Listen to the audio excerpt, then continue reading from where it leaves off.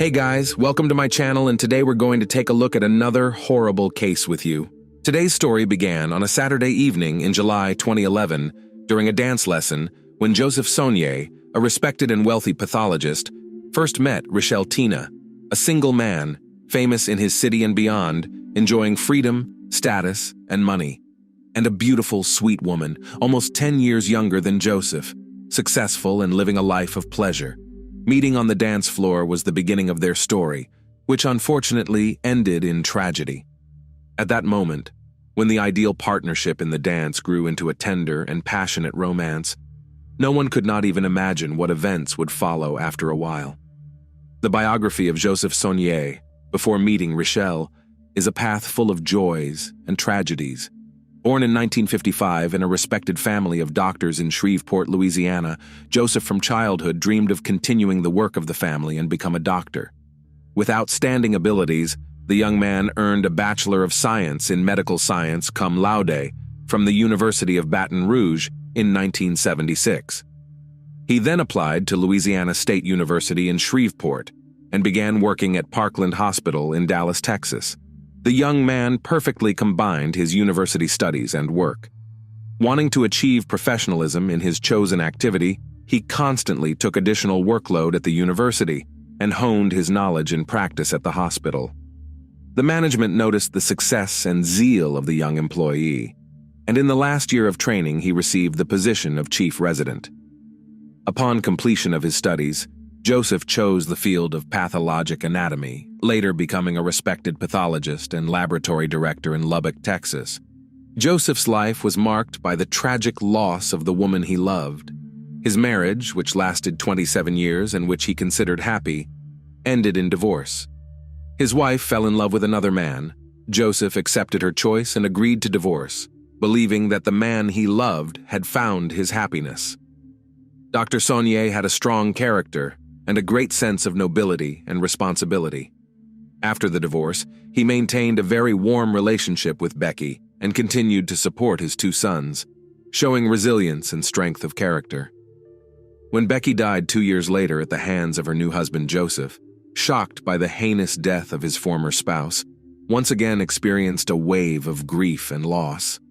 He repeatedly recalled the family years gone by and mourned the loss. However, the doctor remained a pillar for the family. He immediately took over all the organizational issues and funeral expenses and helped his sons to survive the trauma. The children later admitted that it was his support that helped each of them overcome the pain. The tragedy left a deep mark on Joseph's heart. For a while, he fully devoted himself to work and the upbringing of two sons. Later, the grief he experienced led to a reassessment of life. The man decided to start a new personal chapter, in a new city and with a new woman. In 2007, Dr. Saunier moved with his sons from Dallas to Lubbock, Texas, where he accepted a position as chief pathologist at Covenant Health System. Feeling the need for something new to refresh him and fill the void inside, Joseph enrolled in a local dance studio. He enjoyed the classes, also because it was a place where he met different women. A couple of times he even tried unsuccessfully to build relationships with his dance partners. And then, one warm summer evening, Richelle Tina appeared at the dance class. Elegant, graceful, refined woman with a sense of humor and lively eyes attracted Dr. Saunier's attention at first sight. Her smile lit up the room, and Joseph realized she was exactly who he was looking for. Richelle, for her part, also noticed the confident and respectful man moving deftly on the dance floor. Richelle, 47, and Joseph, 57, paired up, complementing each other perfectly in the dance. With each new session, they realized they were growing closer. Dr. Saunier suggested dating, and Richelle agreed. Thus began a new, as it seemed at the time, happy chapter in the lives of both of them. Richelle had an attractive and innate charm that had such a strong influence on men that they were willing to change their lives, destroy marriages, and commit criminal acts for her. Richelle was one of those women who have a unique magnetism, attract attention, and cause passion. Such are called fatal women.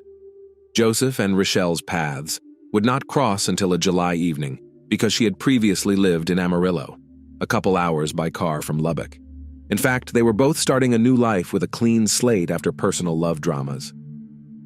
Leaving Amarillo, Dr. Saulnier's new lover was running away from the fear and anxiety associated with Mike Dixon, owner of a private clinic in plastic surgery and cosmetology. The woman met Mike in 2008 when she came in for Botox injections. Initially, there was a purely friendly communication, then a slight flirtation, after a spark between them, and began a romance. Rochelle was a free, accomplished woman. For a long time, she worked as an executive in the NFL, built a successful career, and did not need anything. 4 children are grown.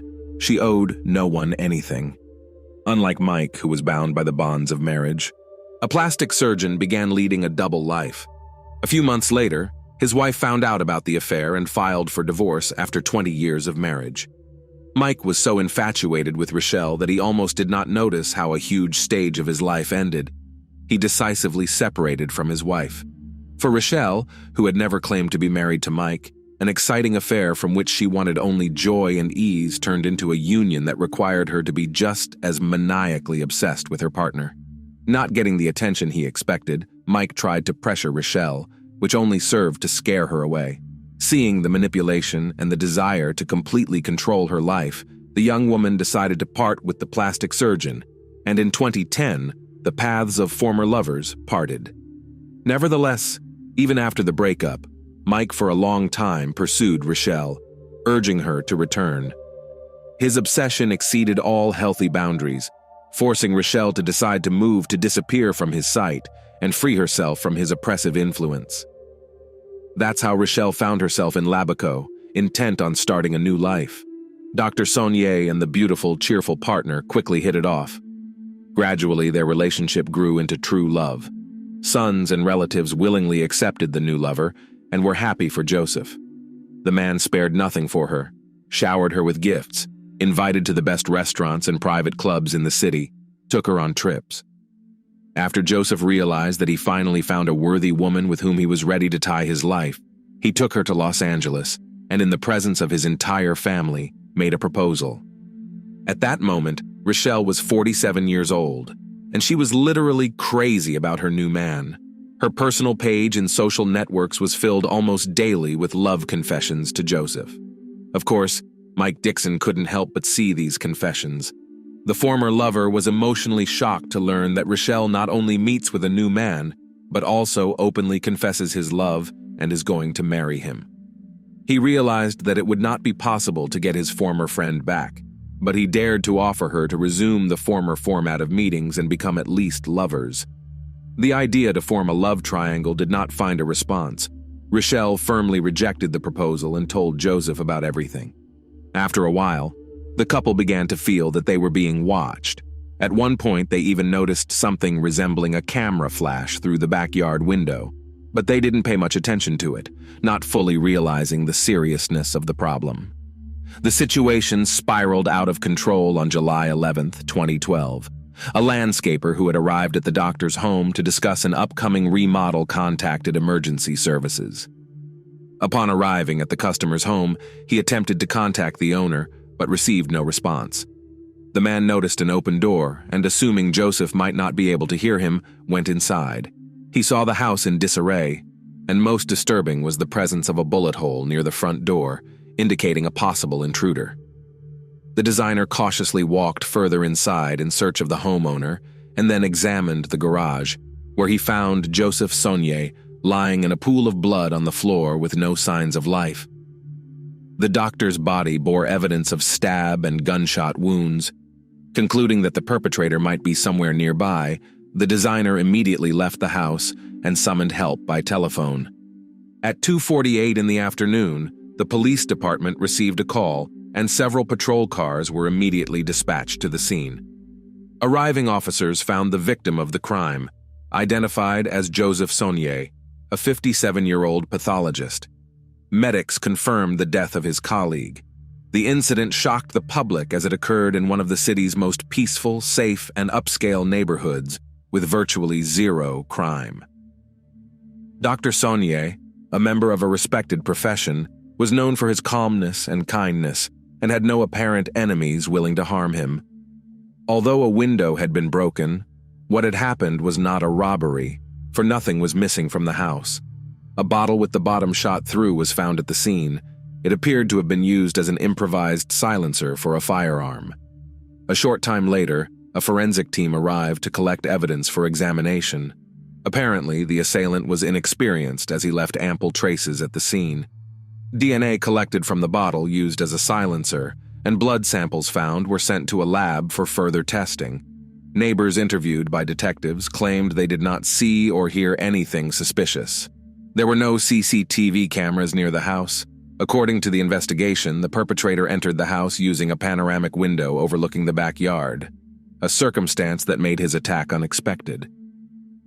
In the dining room, the attacker confronted his victim and began shooting. It was most likely at this point that the wine bottle was used as a silencer. Judging by the traces of blood left in the hallway, the doctor was still alive after the shots were fired. He went into the garage, where the attacker caught up with him and stabbed the victim a number of times. An autopsy on the body found 5 gunshot wounds and 11 stab wounds. The circumstances indicated that the murder was not a random crime.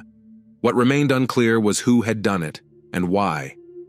The investigation focused on the pathologist's close social circle. During an interview with law enforcement, the victim's fiancée recounted strange events in her and Joseph's life in the last months before the tragedy. According to her, it appeared that Dr. Saunier was being stalked. In addition, Rochelle herself had seen a stranger standing in front of Joseph's house watching the door and windows. She also described persistent calls and texts that began to be received by her fiancé just prior to his death. Officers verified the information, but believed the calls and messages came from other women with whom Joseph appeared to be in a parallel relationship, as there were witnesses who said the man was in contact with several women at once. Investigators asked Rochelle if she was aware of the other women. She answered that she was not. Joseph's sons denied the possibility that their father could have had mistresses, as cheating is not in the character of their father. However, investigators continued to develop a version of the crime motivated by jealousy. At the next interrogation, Rochelle could not withstand the pressure, cried, and admitted that she knew several women, probably involved in the crime. According to her, several former girlfriends were constantly stalking Joseph. He ignored them, but they never stopped expressing their displeasure about his future wedding. One of them turned out to be a lady from Florida who continued to persistently call and write even after Dr. Saunier revealed his serious relationship with Rochelle. Another was a nurse, a colleague of the pathologist, who also called and wrote to him regularly. The third was a woman with a daughter who, shortly before the murder, had sent a letter to Joseph, accusing him of abandoning her and her child. At the same interview, Rochelle mentioned Mike Dixon for the first time. Until then, she hadn't connected the surveillance of her and Joseph to Mike, since Mike had completely stopped paying attention after her refusal to become a mistress. She assumed he had accepted her marriage and moved on with his life. The police had a viable suspect and they went to talk to the plastic surgeon. Mike willingly went to talk to the detectives. He admitted that he had indeed been deeply in love with Rochelle and had divorced his wife in the name of that love in an effort to create an opportunity for their future together. He admitted that the separation was a blow to him, and for some time he tried to get Rochelle back. She remained adamant, however, and he eventually relented and found a new woman, considerably younger than himself. His new girlfriend, a medical student, confirmed his alibi, as Mike was at work at the time of the crime and then spent time with her. The investigation ran into difficulties. All the suspects, including Rochelle herself, had incontrovertible alibis. Detectives tried to identify possible enemies of the murdered or people financially interested in his death, but no new figures were found. By the time the lab results came back, the situation appeared to be a dead end. The forensic results, unfortunately, did not add any clarity. The DNA sample from the bottle did not belong to the victim. However, the police database was unable to determine whose sample was found at the crime scene. And that's when law enforcement officials got unusually lucky. The police department received a call from Paul Reynolds, an aspiring EMT from Amarillo. According to him, he was sharing housing with a buddy named Dave Shepard, who had recently confessed to a murder committed in Lubbock, after which he attempted to take his own life, but was rescued. Paul relayed information that a neighbor had told him details of the crime. including specific details that only a small circle of detectives might have known, such as the use of a bottle muffler. The officers realized that Shepard was indeed involved in the crime. A witness who called claimed that Dave was only the perpetrator and that the person who ordered the crime was an unknown doctor associated with plastic surgery. Officers immediately began running a background check on the new suspect and found that Shepard had a violent criminal history with theft and hooliganism, but no major crimes.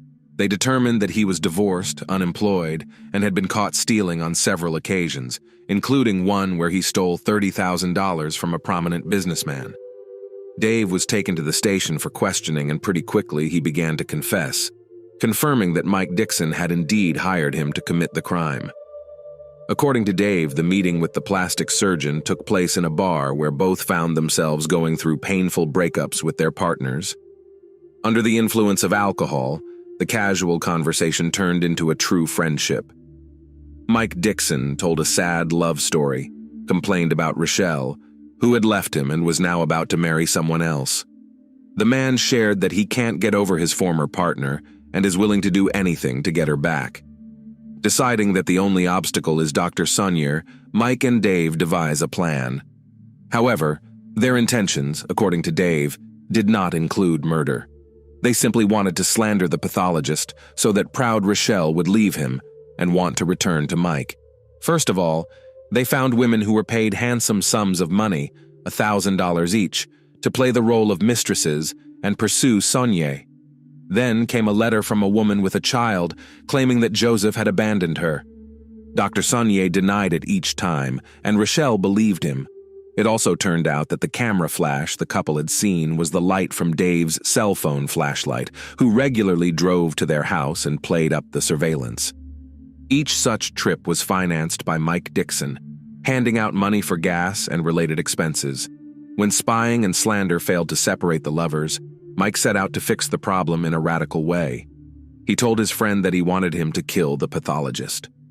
As payment, Dixon offered 3 silver bars totaling about $10,000. Dave agreed. One of the bars given as a deposit, the hired killer immediately cashed in at a pawn shop. According to Dave Shepard, when he arrived at Dr. Sonnier's house, things got out of control. It was an unintentional shooting. I got scared and he started walking away down the hallway. When I came to my senses from the shock, I shouted, "Dr. Sonnier, are you all right?" Hearing nothing back, I followed him into the garage. He was lying there flat. I distinctly heard his last breath, and I bent down to check his pulse. There was no pulse. In his confession, Shepard claimed that he allegedly stabbed Joseph Sonnier in an irrational and foolish attempt to cover up what he called involuntary manslaughter. "I stabbed him a couple times. I don't remember how many times. You say I stabbed 11 times? I had Dr. Sonnier's phone in my hand, and I thought about dialing the emergency number to call for help, but I didn't. Maybe that's why 11 times. I put the phone back, mutilated the remains, then I went to Mike's, got the rest of the bullion, and tried to kill myself." According to Dave, agreeing to the crime, he did not understand what he was agreeing to, and when he found himself in front of Joseph, he realized that he could not kill. Had it not been for an accidental gunshot, Dr. Sonnier would still be alive. The plastic surgeon was apprehended by police the same day on charges of first-degree murder based on Dave's testimony and an extensive body of other evidence, including compromising phone calls and text messages containing explicit confessions. At the first interview, detectives hoped to elicit a confession, but Mike Dixon stubbornly denied everything, demanding an attorney. A lawsuit ensued. Dave Shepard, as part of a deal with the prosecutor, immediately pleaded guilty to his role as a hired criminal and waived the right to appeal the sentence. As a result, instead of the death penalty, he received a life sentence without parole. Mike Dixon, against whom there was only circumstantial evidence, pleaded not guilty. Unexpectedly, Dave, who was a key witness for the prosecution, testified during the trial that he committed the crime on his own, without any involvement of Dixon in it. Under oath, he said that the silver bars were intended for investment in a business the two of them had intended to start. The jury was unable to reach a unanimous verdict, and a retrial was declared. The second trial took place in 2016. Dixon was found guilty of first-degree murder and sentenced to life in prison without the possibility of parole. An appeal filed by his lawyers led to the reversal of the judgment. The man was released on bail in the amount of $2 million, but the fight for justice did not end. The prosecutor's office sought to have the sentence reinstated by the highest criminal court of the state. Otherwise, a third trial was to be held. The prosecutor's office's motion, filed on February 11, 2019, was granted. In April 2020, the bail was revoked, and an arrest warrant was again issued. The Texas Court of Criminal Appeals reversed the lower court's decision and reinstated Mike Dixon's sentence. The judge ruled that the felon must continue to serve his life sentence without parole. Mike Dixon is currently incarcerated in a prison in Lubbock, Texas. Dr. Joseph Saunier became part of the love triangle when he began dating Rochelle in July 2011. The woman still calls him the main love of her life and regrets that she unknowingly led a criminal to a noble, loving, and honest man. Thanks for watching, guys. Subscribe to the channel and also don't forget to click the bell. There are many shocking stories ahead.